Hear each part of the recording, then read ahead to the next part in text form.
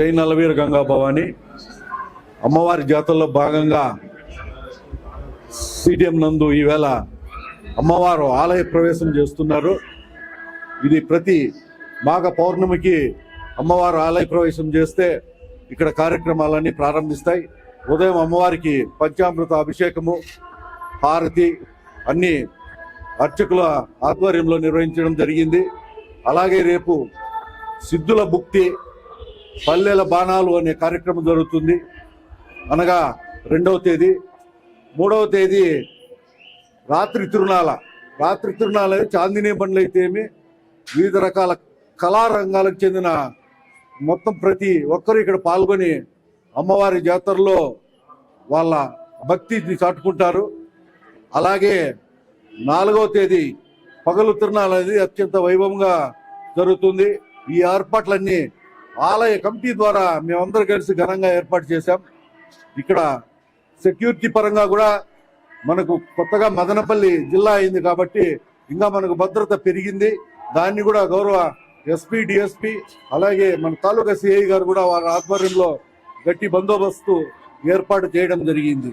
అలాగే 5వ తేదీ దోపు తిరునాళ అత్యంత వైభవంగా జరుగుతుంది. 6వ తేదీ నుంచి ఎద్దుల పరస అనేది 5 రోజులు ఘనంగా జరుగుతుంది.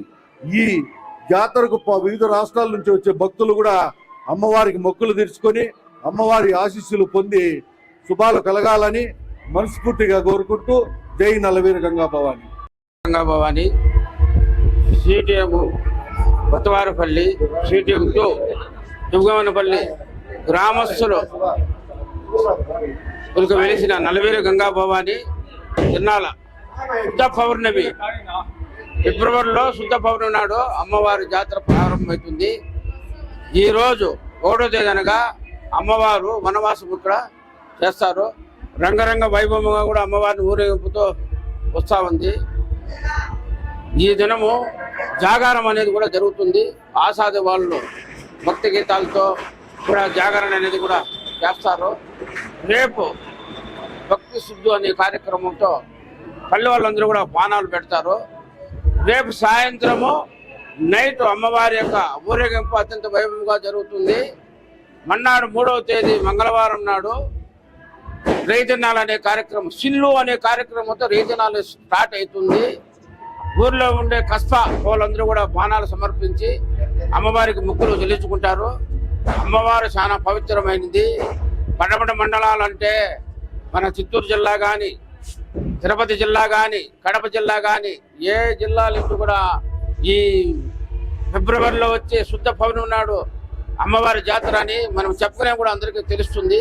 అమ్మవారు చాలా మహత్తరమైంది. 4వ తేదీ పగులు తిన్నాల చాలా ఇదిగా అన్నదానం అనేది, అన్నపండు అనేది విపరీతంగా కడతారు. అన్నపూర్ణ అనే పేరు వచ్చింది నలవీర గంగమ్మకు. ఎందుకంటే అన్నం అనే వాళ్ళు ఫస్ట్ అనేది ఉండరు. ఎందువల్ల అంటే అన్నం పండ్లు లెక్కలేని బండ్లు కడతారు కాబట్టి అన్నపూర్ణ అని కూడా పేరు వచ్చింది. 5వ తేదీ దోపతనాలతో అత్యంత వైభవంగా జరుగుతుంది. అమ్మవారు చాలా మహత్తరమైన తల్లి. ఎట్లా అంటే ప్రతి ఒక్క గురువారం కూడా అమ్మవారికి ఇక్కడ అభిషేకాలు చేస్తారు. ఆమె యొక్క పాదాలు కడిగిన నీళ్లు తాగితే దీర్ఘకాల రోగాలు కూడా పోతాయి. అటువంటి మహత్తరమైన తల్లి. ఒక 100 సంవత్సరాల క్రితం కూడా ఈ ఊర్లో ప్లేగు, కలరా అనే వింత బాధలు సోకినాయి. ఆ టైంలో కూడా మందులు లేవు, మాకులు లేవు. ఊరంతా ఖాళీ అయిపోయి వెళ్ళిపోయినారు. అప్పుడంతా జనాభా తక్కువే.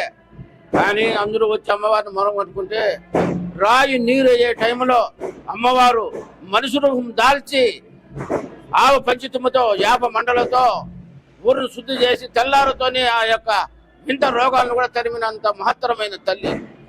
ఇక్కడ కూడా ఆలయ కమిటీ సభ్యులందరూ కూడా ముందు అమ్మవారి ఇంత గుడి ఇంత ఉన్నింది అట్లాంటిది మా అందరూ కూడా ఆలయ కమిటీని ఏర్పాటు చేసుకొని ఊరు యొక్క ప్రజలతోనూ దాతలతోనూ అమ్మవారిని చాలా డెవలప్ చేసినాము. అక్కడ రేసుట్లు కట్టినాము. ఇప్పుడు కూడా ఈ సంవత్సరంలో రేకు సూటు దాతలతో రేకు సూట్ వేపిస్తూ ఉన్నాము. టాయిలెట్లు లెట్రిన్లు కూడా కట్టించడం జరిగింది. కాబట్టి ప్రతి ఒక్కరు కూడా 50 మంది కూడా ప్రజానీకం కూడా అమ్మవారిని దర్శించుకొని అమ్మవారి పాత్రలు కూడా కృప కావాలని ప్రార్థిస్తున్నాము. సిటిఎం గ్రామ ప్రజలకు అందరికీ కూడా నలవీర గంగా భవాని జాతర శుభాకాంక్షలు. ఈ రోజు 300 సంవత్సరాల చరిత్ర కలిగిన శ్రీ నలవీర గంగా భవాని జాతర రాయలసీమ ప్రాంతంలోనే మొట్టమొదట జాతరగా ఇక్కడ ప్రారంభం అవుతుంది. ఈ జాతర తర్వాత ఈ రాయలసీమ ప్రాంతంలోనే మరి అనేకమైన జాతరలు ప్రారంభం అవుతాయి. కాబట్టి ఇక్కడ తెలంగాణ, ఆంధ్రప్రదేశ్, కర్ణాటక, తమిళనాడు రాష్ట్రాల నుండినే ఇక్కడ అనేక మంది నలవీర గంగా భవాని భక్తులు వేలాది మందిగా, లక్షలాది మందిగా తరలి వస్తారు. 3వ తేదీ రేయి తిరణాల, 4వ తేదీ పొగులు తిరణాల, 5వ తేదీ దోపు తిరణాల. ఇది అన్ని కూడా మా సర్పంచ్ గౌరవనీయులైన ఆనంద్ పార్థసారథి గారి ఆధ్వర్యంలో మరియు గుడి కమిటీ సభ్యులు అందరి ఆధ్వర్యంలో, గ్రామ ప్రజలు అందరి సహకారంతో కని విని ఎరగని రీతిలో అమ్మవారి జాతర నిర్వహించడం జరుగుతుంది. కాబట్టి అమ్మకు అందరూ భక్తాదులు అందరికీ కూడా అన్ని ఏర్పాట్లు కూడా చేయడం జరిగింది. కాబట్టి అందరూ అమ్మవారికి వచ్చి అమ్మవారిని దర్శించుకొని అమ్మ కృపను అందరూ కూడా ఉండాలని మనసారా కోరుకుంటూ జై నలవీర గంగా భవాని. శ్రీ నలవీర గంగా భవాని దేవతా జనమ